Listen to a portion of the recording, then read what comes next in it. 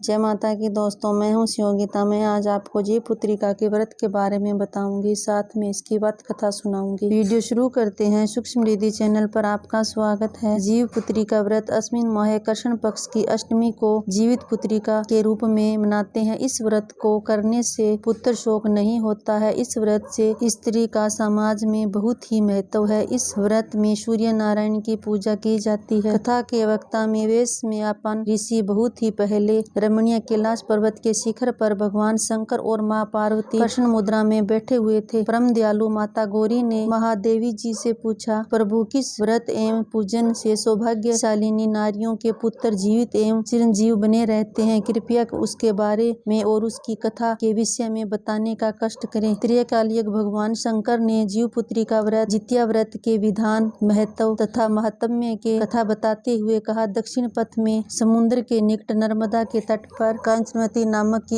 एक सुंदर नगरी थी। वहाँ एक राजा मल्यकेतु थे। उनके पास चतुरागिनी सेना। उनकी नगरी धन धान्य से परिपूर्ण थी। नर्मदा के पश्चिमी तट पर भवटार नामक एक मरुस्थल था। वहाँ घाघू नाम वाला एक काकड़ का पेड़ था। उसकी जड़ में एक बड़ा सा कोटर था। उसमें छिपकर एक सियारिन रहती थी। उसकी डाल पर घोंसला बनाकर एक चिल्होड़ीन भी रहती थी। रहते रहते दोनों में मित्रता हो गई। संयोगवश उसकी नदी के किनारे उस नगर की 14 स्त्रियां अपने पुत्रों के और कल्याण की कामना से जिमुतवाहन जी का व्रत एवं पूजन कर रही थी। उनसे सब कुछ जानकर चिल्होन और सिरहानन ने भी व्रत करने का संकल्प कर लिया। व्रत करने के कारण भूख लगनी संभाविक थी। चील ने भूख सहन कर रात बिता ली, परंतु सिहारिन भूख से छटपटाने लगी। वह नदी के किनारे जाकर एक अध जल मुर्दे का मांस भर पेट खाकर और पारणा के लिए मांस के कुछ टुकड़े लेकर फिर कटोरे में आ गई। डाल के ऊपर से चील सब कुछ देख रही थी। चील ने नगरी की 14 औरतें से अंकुरित केला, मटर या अकूड़ी लेकर पारण ठीक से कर लिया। सिहारिन बहुत धूर्ती और चील अधिक सात्विक विचार वाली थी। कुछ समय के बाद दोनों ने प्रयाग आकर तीर्थ सेवन शुरू किया। वहीं पर चील ने कहा, महाराज के महामंत्री बुद्धिसेन की पत्नी बनूंगी। इस संकल्प एवं मनोरथ के साथ अपने प्राणों को उत्सर्ग कर दिया। उधर सिहारिन ने भी कहा कि महाराज मलकेतु की रानी बनूंगी। इस मनोरथ और संकल्प के साथ अपने प्राणों का त्याग किया। दोनों का जन्म भास्कर नामक वेदक ब्राह्मण के घर में हुआ। दोनों को कन्याओं में नाग कन्या और देव कन्या के असाधारण गुण लक्षित हो रहे थे। चील का नाम जहाँ शीलवती रखा गया, वहीं सिहारिन का नाम कर्पूरावती रखा गया। शीलवती का विवाह मंत्री बुद्धिसेन से हुआ और कर्पूरावती का विवाह राज मलकेतु के साथ हुआ। राजा और मंत्री दोनों धर्मात्मा एवं न्यायवादी थे। प्रजा को राजा अपने पुत्र के समान मानता था और प्रजा भी उन्हें खूब चाहती थी। समय के अनुसार शीलवती और कर्पूरावती को 7 पुत्र हुए। शीलवती के 7 पुत्र जीवित थे, लेकिन कर्पूरावती के 7 पुत्र एक एक करके काल के गाल में समाते हुए कर्पूरावती बहुत दुखी रहती थी। उधर शीलवती के सभी पुत्र हमेशा राज की सेवा में हाजिर रहते थे। वे बड़े विनयी और राजा के आज्ञाकारी थे। रानी उन्हें देखकर जलती रहती थी। उसे ईर्ष्या होती थी कि शीलवती के सभी पुत्र जीवित है। एक दिन रानी ने रूठ कर खाना पीना और बोलना भी बंद कर दिया। राजा से दूर किसी एकांत कोठरी में पड़ी हुई थी। राजा को जब यह मालूम हुआ तो वे उसे मनाने गए। तब उसने उनकी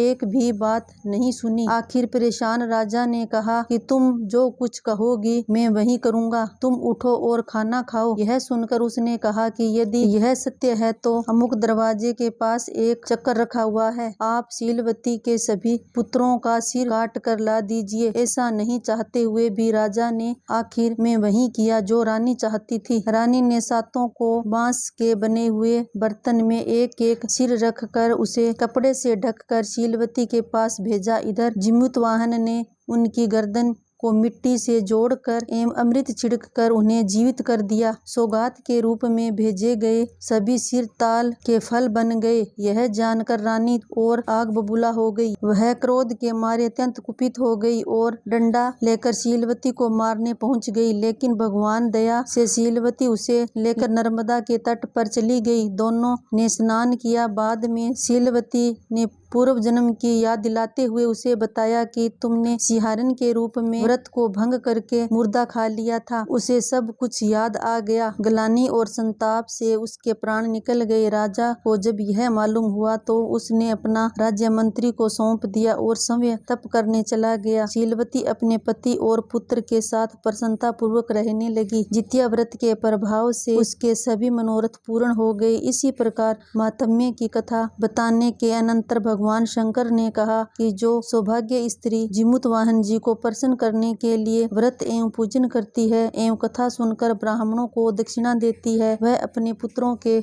साथ सुखपूर्वक समय व्यतीत बिताकर अंत में विष्णु लोक प्रस्थान करती है। मेरी छोटी सी वीडियो पसंद आई होगी तो आप मेरे चैनल को सब्सक्राइब करें, साथ में बेल आइकन को दबाएं जिससे हर नई वीडियो की नोटिफिकेशन आपके पास सबसे पहले पहुंच सके। मैं हर वर्ष त्योहारों की वीडियो डालती रहती हूं, आप चेकआउट करके देख सकते हो। अगर आप होम रेमेडी टिप्स के बारे में जानना चाहते हो तो HBT टिप्स चैनल को विजिट करें, लिंक आपको इसका बायो में मिल जाएगा। आप मेरे चैनल को सब्सक्राइब करें। Thank you.